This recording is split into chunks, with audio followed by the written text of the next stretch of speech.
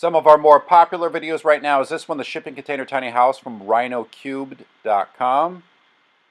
And this one from Mike Bedsole and tinyhousechattanooga.com that was filmed at the Tiny House Jamboree 2015. All right, you ready for some awesomeness? Because this tiny house takes the cake over many I've seen on this tour, book tour for my book, Microshelters. I'm in the Pacific Northwest in Portland, Oregon, staying at the Rustic Modern guest house. It's one of the structures featured in my book, Microshelters. I'm Deek from relaxshacks.com. And this place is just great. The color of it, the style, the repurposed goods, the upcycling, and I want to give you a quick tour of it right here on our channel. So, for starters, it's a small space, but seemingly spacious because it's so darn lofty. The ceilings in here must be close to 14, 15 feet high. There's a standable loft for sleeping up there, which you see in just a little bit. And instead of a rickety, dangerous ladder to get up there, a full-out staircase.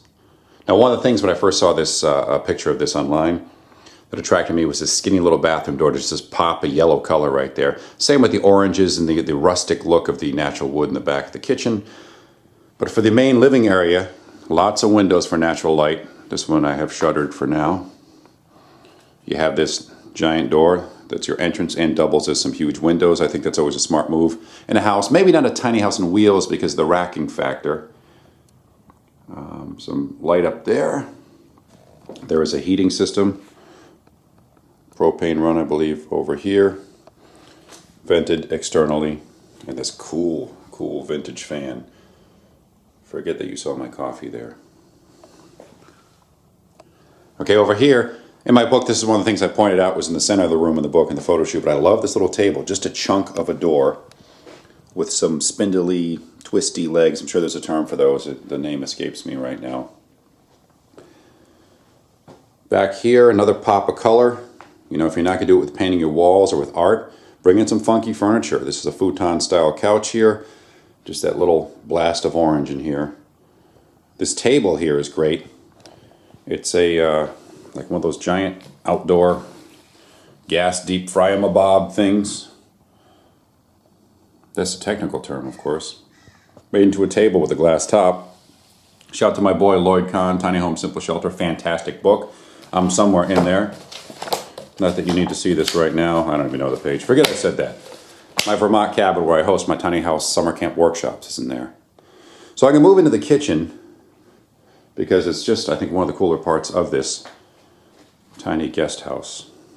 Little counter or bar here for eating breakfast, hanging out, serving up slinging some drinks. Lego magnets. There's all these little fun touches in the house that just, I don't know, just please me, make me happy. So here's your very old-fashioned sink setup with an old fridge. I'm guessing it's like trash? No, is it freeze? No, just storage. Okay. But probably not originally. I don't know. Yeah, I guess. So the old Acme vintage setup. I like how the range and, you know, actually kind of a drying rack area are one. That thing is pretty unique. Big old window. You know, so you actually have something to look at as you do the dishes. Love these little things, these hanging Star Trek orbs with air plants in them. As you move around, it's a tiny kitchen, but pretty spacious. It's almost like the hula hoop style kitchen. Everywhere you turn, you have access to different things. More tasteful pops of color. The exposed shelving, storing your items, forcing you to be choosy as to which items you're going to store or keep or buy. And it forces you certainly to keep things nice and neat. But in a way, all these jars and all the dry goods and that kind of stuff, they're visual art or visual interest on the shelves while being functional. Handy guide to staying here. This is just like a dresser unit, but built into storage in a kitchen, which just adds that really rustic, adds some rustic charm. This over here is pretty interesting. Oh, I should find out later how to turn this light because this light's very cool. The hanging pots here, out of sight, or kind of not out of sight, but out of the way, out of mind. This little bump out here is clever because as we move into the bathroom, I'll show you exactly what that is. Love those portholes too. So this bathroom, very cool art piece. This bathroom is actually pretty good size, a pretty good size as well. Nice tiled floors. This place is classy, and I would recommend it to anyone. A touch of some salvage wood here. But the sink, so as to make this spot a little bit bigger, that little recess or pop, that area you saw on the other side of the wall, that's just to recess the sink to give you more room to pass through here to get to the toilet and the vintage bathtub. Pretty nice looking bathroom, very simple, rustic, aesthetically pleasing. Now as we turn around here, this is so skinny I assume it's a closet door, but it works nicely. It gives me incentive to stay thin if I visit here again. Up the stairs, and these floors are great too. So up the stairs, we're going to the loft. Doing this all in one take because I'm too lazy to ever edit. But rarely do I like to. This is cool. It's almost like some gym lockers or roller skate, you know, place lockers, roller skate rink, I guess it would be. And a nice sized bed here with the IKEA pillows. I know that because there's an IKEA in my town. Big old window. Looking down to the back courtyard.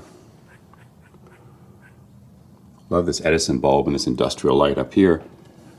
It's like the Ghostbusters alarm light. Very cool, funky. And down here, you can play Master of One's Domain and survey your dwelling from above. Very small space. It's in my book, Microshelters. And it's really a treat to be able to come here and see it in person. Because when I featured in the book, I'd never seen it. I talked to Michael, and he sent me photos. Just such a great spot. Which again is rentable on airbnb.com. This is the 7th place on my book tour for Microshelters that I've stayed now. I've done a video on each of them. And each one has varied greatly. It's been a lot of fun. So just wanted to share with you guys. Again, I'm Deek from relaxjacks.com. If you like the videos, or if not, please subscribe to my channel. And we'll see you later. Thanks for watching.